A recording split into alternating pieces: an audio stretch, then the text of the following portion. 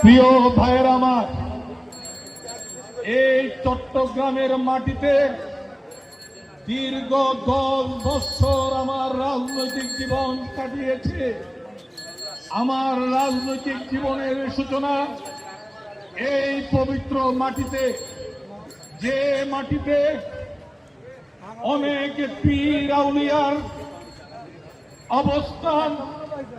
সেই অবস্থান থেকে খনি আশ্বাস শাহীর বিরুদ্ধে আন্দোলন করতে যে জামাত শিবিরের রক কাটা চোখ উৎপাদনের বিরুদ্ধে আন্দোলন সংগ্রাম করতে যে অনেকবার রক্তাক্তভাবে আহত হয়েছি, হাসপাতালে কাটিয়েছি, তখন যে মানুষকে আমি সবসময় পাশে পেতাম, এই নেতা হলো চট্টগ্রামের কৃতি সন্তান জনাব আবু সুফিয়ান ভাইকে আমি তখন পেয়েছি।